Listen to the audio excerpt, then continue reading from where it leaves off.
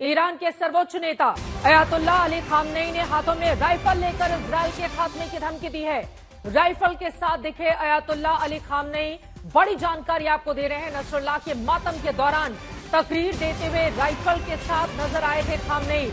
आपको बताते चले उन्होंने सीधे तौर पर मुस्लिम देशों से एकजुटता की अपील की और ये तस्वीरें आपको दिखा रहे हैं। तकरीर करते हुए बाएं हाथ में ऑटोमेटिक राइफल लिए यहां पर आपको खामनेई दिखाई दे रहे हैं। इजराइल पर मिसाइल हमले के बाद पहली बार सामने आए हैं ईरान के सुप्रीम लीडर खामनेई।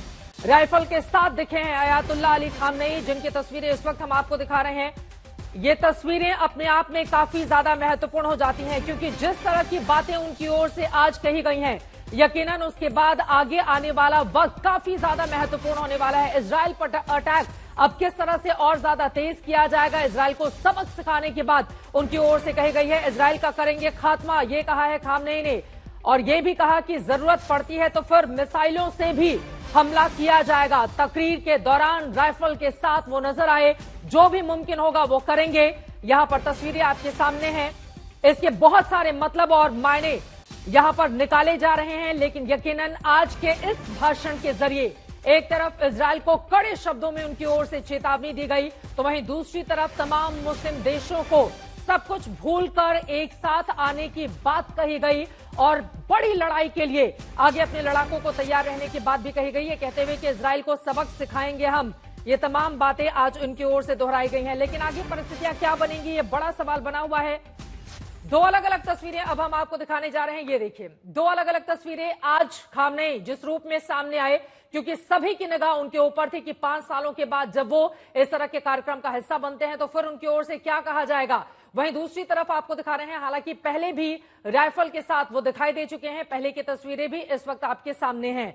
लेकिन इजराइल का करेंगे खात्मा, ये उनकी बातें किस ओर इशारा कर रही हैं, आगे आने वाले वक्त में स्थितियां कैसे बदलने वाली हैं। मेहमानों के साथ चर्चा करने से पहले आपको लेकर चलते हैं सीधे लेबनान। आज वहां पर दिन भर क्या हलचल रही, इस वक्त क्या हो रहा है, हमारे संवाददाता अशरफ वाणी लगातार बेरूत और उसके आसपास के इलाकों में चल रही जंग पर अपनी पैनी नजर बनाए हुए हैं। अशरफ, सबसे बड़ा सवाल, ये जो धमकी खामनेई की ओर से दी गई है, आगे आने वाले वक्त में इसका किस रूप में असर देखने को मिल सकता है, और आज दिन भर क्या हुआ, किस तरह की स्थिति है, जिसके बारे में हमारे दर्शकों को देंगे जानकारी।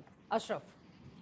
चित्रा, दरअसल अगर हम बात करें तो इसराइल ने पिछले 48 घंटे के दौरान कोशिश की थी कि जो शुक्रवार को ईरान के सुप्रीम लीडर की तरफ से लोगों को संबोधित करना था, पूरे देश को संबोधित करना था, बहुत कम वो संबोधित करते हैं देशवासियों को। करीब 4 साल बाद पहली बार वो लोगों के सामने आए। एक तो इजराइल और अमेरिका को ये मैसेज देने के लिए कि खुमैनी, जो कि सबसे वरिष्ठ नेता हैं ईरान के, वो छुपे हुए नहीं हैं, वो लोगों के बीच में मौजूद हैं। और दूसरा चीज़ जो दुनिया और ख़ासतौर से ईरान और इसराइल को दिखाना था इस सभा से कि कितने समर्थक हैं अभी भी अयतुल्लाह खुमैनी के। वो कोई वैसे नेता नहीं हैं जिनको लोगों का समर्थन हासिल नहीं है, न सिर्फ ईरान में बल्कि अगर सीरिया की बात करें, इराक की बात करें या फिर यहाँ लेबनान की। जो कुछ संदेश उन्होंने दिया है अपने वक्तव्य में, उसमें साफ है कि न सिर्फ नाम लिए बिना अमेरिका के लिए चुनौती है, क्योंकि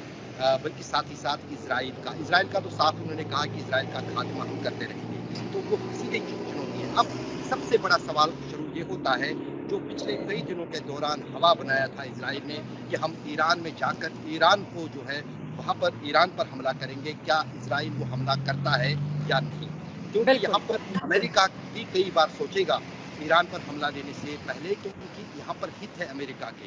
यहाँ पर कई सारे देश हैं जिनको खुमैनी ने एक साथ एकजुट होने के लिए कहा, जो मुस्लिम वर्ल्ड है यहाँ पर फ़लस्तीन के काज पर। और अगर फ़लस्तीन की बात कहें तो अगर कोई चीज़ दुनिया में उन मुस्लिम देशों को जोड़ सकती है तो वो फ़लस्तीन का काज है। और बार बार जब फ़लस्तीन में पिछले 1 साल से युद्ध चल रहा है, फ़लस्तीनी लोगों के यही व्यक्तिगत सामने आए, आखिर मुस्लिम देश कहाँ है। खासतौर से उनका निशाना तो था ही अरब और बाकी देशों पर, जो ईरान और जो अमेरिका के काफ़ी करीबी माने जाते हैं। तो जाहिर है एक तीर से 2 निशाने जो हैं खुमैनी ने चलाए हैं। एक तो चुनौती दी है सभी मुस्लिम देशों को कि फ़लस्तीन के साथ है या नहीं है।